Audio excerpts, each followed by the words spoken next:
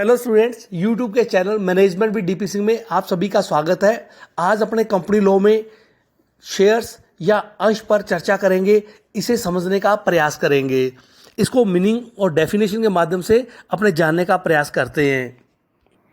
Students, जैसा कि अपने जानते हैं कि कंपनी की अंश पूंजी विभिन्न अंशों में बटी होती है और उन छोटे छोटे हिस्सों को ही अंश के नाम से जाना जाता है। Students, company act 2013 under section 2 sub section 84 के अनुसार अंश से तात्पर्य कंपनी की अंश पूंजी के एक भाग से है और उसमें स्कंद या स्टॉक भी सम्मिलित किया जाता है।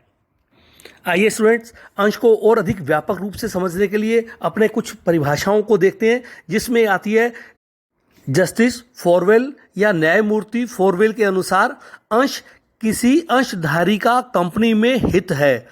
प्रथमतः दायित्व एवं लाभांशों के और द्वितीय हित के उद्देश्यों के लिए धनराशि द्वारा मापा जाता है और इसमें पार्षद अंतर नियमों के अनुरूप अनुबंधों की श्रृंखला समामित होती है। तो स्टूडेंट्स, जस्टिस फॉरवेल ने दो बातें बताई। उन्होंने कहा एक तो जो अंश है वो क्या वास्तव में किसी भी अंशधारी का क्या दायित्व और लाभ इसको और उसकी जो धनराशि है उसके जो हित का उद्देश्य है उसको अंश में मापा गया है, ये बताने का प्रयास किया। आइए स्टूडेंट, दूसरी डेफिनेशन भारत के उच्चतम न्यायालय या सुप्रीम कोर्ट द्वारा जो डेफिनेशन दी गई है अंश के बारे में उसे समझते हैं। अंश कोई धनराशि नहीं है बल्कि धनराशि में मापा गया हित है तथा जो विभिन्न अधिकारों और दायित्वों से बनाया गया है। अंश विद्यमान अधिकारों की गठरी है according to Supreme Court of India. इस प्रकार से निष्कर्ष रूप में हम कह सकते हैं कि अंश कंपनी की अंश पूंजी का एक भाग है। यह किसी भी अंशधारी के कंपनी में हित और दायित्वों का एक मौद्रिक नाप है। यह वह आधार है जिसके द्वारा इसके धारकों को कंपनी अधिनियम और अंतर नियमों के अधीन अनेक अधिकार प्राप्त होते हैं। आइए स्टूडेंट, इसे शेयर्स की कैरेक्टरिस्टिक्स और नेचर के अकॉर्डिंग और अधिक समझने का प्रयास करते हैं। तो पहला इसमें आता है अंश जो है किसी कंपनी के अंशधारी का उस कंपनी में हित को प्रदर्शित करता है। अंश अंशधारी और कंपनी के अधिकार और दायित्वों की एक गठरी माना गया है। इसी प्रकार कह दें यह उन सभी अधिकारों और दायित्वों का नियमन कंपनी के अंतर नियमों के अनुरूप होता है। निर्गमन के बाद अंश माल की परिभाषा में आता है। जब यह निर्गमन कर दिया जाता है तो अंश को क्या कहा जाता है? माल कहा जाता है और यह निश्चित माल स्पेसिफिक गुड्स की श्रेणी में आता है। अंडर सेक्शन 2 सब सेक्शन 7 ये आता है सेल्स गुड्स एक्ट के अनुसार। इसी प्रकार अंश चल संपत्ति माने जाते हैं और उनका हस्तांतरण कंपनी के अंतर नियमों में निर्धारित विधि के अनुसार या रीति के अनुसार होता है। इसी प्रकार अंश ऐसी व्यक्तिगत संपत्ति है जो स्वामी के अधिकार में होती है तथा प्रत्येक अंश का एक समुचित क्रमांक से पृथक पहचान योग्य होता है। अंश जो है अंश प्रमाण पत्र वो अंशों या अंश का एक साक्ष्य होता है। अंशधारी का नाम कंपनी के सदस्यों के रजिस्टर में लिखा जाता है। यदि कंपनी के अंशों का लेन देन निक्षेपागार के माध्यम से होता है तो उस अंशधारी का नाम भी उस निक्षेपागार के अभिलेख में लाभकारी हितधारक के रूप में लिखा होता है।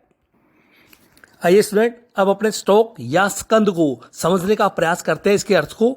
तो स्कंद अनेक पूर्ण प्रदत्त अंशों का समेकित एक कंसोलिडेटेड रूप है। यह अनेक अंशों को मिलाकर बनाया जाता है। अनेक अंशों को मिलाकर क्या करते हैं? स्कंद का निर्माण किया जाता है। अतः स्कंद पूंजी का वह भाग है जो अनेक पूर्ण प्रदत्त अंशों को मिलाकर बनाया गया है। अंशों की भांति स्कंद का कोई अंकित मूल्य नहीं होता। अंशों का तो अंकित मूल्य होता है लेकिन स्कंद का कोई अंकित मूल्य या इसका अंकित मूल्य कहते नहीं होता। अतः प्रत्येक कंपनी पूंजी में कितने ही स्कंद हो सकते हैं और प्रत्येक का मूल्य भिन्न भिन्न हो सकता है। यहाँ यह भी बताना उल्लेखनीय होगा कि जिस प्रकार अंशों को स्कंद में परिवर्तित किया जाता है उसी प्रकार स्कंद को पुनः अंशों में परिवर्तित किया जा सकता है। कहने का अभिप्राय अंशों को स्कंद में परिवर्तित किया जा सकता है और स्कंद को स्टॉक को अंशों में परिवर्तित किया जा सकता है। इसके साथ साथ स्कंद को या स्टॉक को अनेक छोटे छोटे टुकड़ों या विभिन्न मूल्य के टुकड़ों में फ्रैक्शन में विभाजित किया जा सकता है और प्रत्येक टुकड़े को स्वतंत्रता पूर्वक अपने कहते हैं ट्रांसफर भी किया जा सकता है।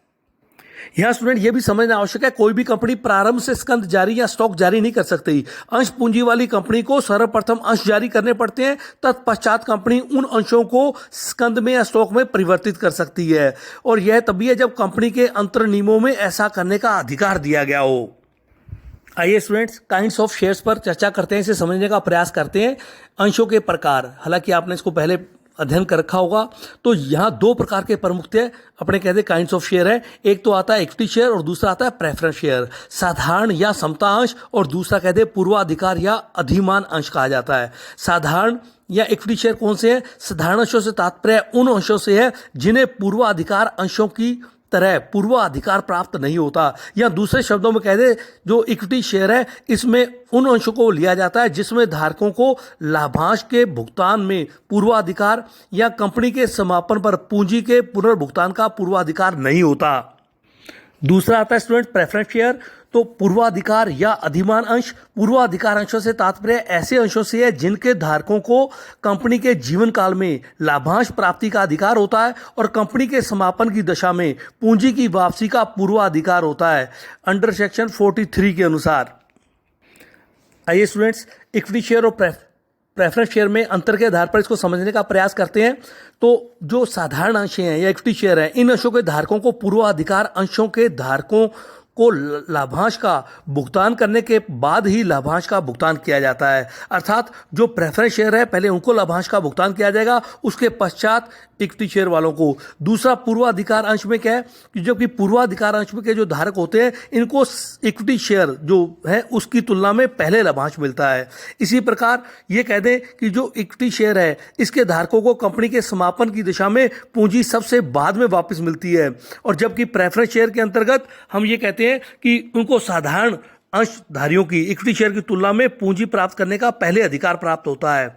इसी प्रकार जो साधारण अंश है इसके धारकों को लाभ होने की निश्चितता नहीं होती, जबकि जो प्रेफरेंस शेयर है इसके धारकों को लाभांश प्राप्त होते हैं। लाभांश की दर भी इक्विटी शेयर में निश्चित नहीं होती, और जबकि पूर्वाधिकार अंशों में कह दें अपने इसमें लाभांश की दर प्राय पहले निश्चित होती है।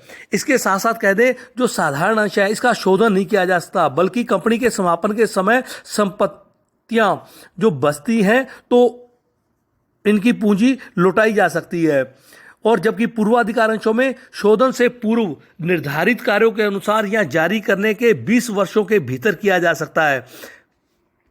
इक्विटी शेयर में सभी मामलों में उन्हें मताधिकार का अधिकार होता है, जबकि हम कहते हैं प्रेफरेंस शेयर के अंतर्गत जो मतदान का अधिकार है केवल उनके हित को प्रभावित करने वाले क्षेत्र में ही होता है, और जो इक्विटी शेयर है इनमें जोखिम अधिक होता है, और जबकि पूर्वाधिकार अंशों में तुलनात्मक रूप से जोखिम कम होता है। आइए स्टूडेंट्स, शेयर सर्टिफिकेट पर चर्चा करते हैं, इसे समझने का प्रयास करते हैं कि अंश प्रमाण पत्र क्या है। अंश प्रमाण पत्र किसी भी कंपनी द्वारा जारी किए गए अंशों के स्वत्व का प्रमाण पत्र है। यह इस बात को प्रमाणित करता है कि इसमें उल्लेखित नाम का व्यक्ति इसमें उल्लेखित कंपनी के अंशों का वास्तविक या प्रमाणिक धारक है। यह कंपनी की सार्वमुद्रा यदि हो के अधीन अथवा कंपनी के 2 संचालक अथवा कंपनी के 1 संचालक तथा कंपनी के सचिव यदि नियुक्त किया हुआ है के हस्ताक्षरों के अधीन जारी किया जाता है, और यह अंतरण योग्य प्रलेख है, अर्थात ट्रांसफर किया जा सकता है, जिसका कंपनी के अंतर नियमों के अनुरूप ट्रांसफर किया जा सकता है। स्टूडेंट्स, अंश प्रमाण पत्र को भारतीय कंपनी अधिनियम 2013 के अंतर्गत भी परिभाषित किया गया है। इसके अनुसार अंडर सेक्शन 46 में कंपनी अधिनियम के अनुसार अंश प्रमाण पत्र कंपनी की सार्वमुद्रा यदि कोई हो तो के अधीन अथवा 2 संचालकों अथवा किसी 1 संचालक तथा कंपनी के सचिव यदि कंपनी में नियुक्त हो तो के हस्ताक्षरों के अधीन जारी किया गया प्रमाण पत्र है, जिस पर किसी व्यक्ति द्वारा धारित अंशों का उल्लेख रहता है और जो उस व्यक्ति के उन अंशों पर स्वत्व का प्रत्यक्ष या प्राथमिक प्रमाण होगा। आइए students, effect of share certificate या अंश प्रमाण पत्र का प्रभाव क्या है, इसको समझते हैं। इसमें स्वामित्व संबंधी एक प्रमाण हो जाता है, अर्थात अंश प्रमाण पत्र अंशों के स्वामित्व का प्राथमिक प्रमाण है। कोई भी बाह्य व्यक्ति यह मानने के लिए स्वतंत्र है कि अंश प्रमाण पत्र में उल्लेखित नाम का व्यक्ति इसमें लिखे गए अंशों का धारक होता है। और दूसरा है भुगतान संबंधी क्या इस पर प्रभाव है कि अंश प्रमाण पत्र का दूसरा प्रभाव भुगतान से संबंधित है। यदि अंश प्रमाण पत्र में इस बात का उल्लेख है कि अंशों के मूल्य का भुगतान हो चुका है, तो सद्भाव से अंशों का क्रय करने वाले किसी भी व्यक्ति को कंपनी यह नहीं कह सकती कि अंशों के मूल्य का पूर्ण भुगतान नहीं हुआ है। तो स्टूडेंट, इस प्रकार अपने अंश या शेयर्स पर चर्चा की, इसी समझने का प्रयास किया। धन्यवाद।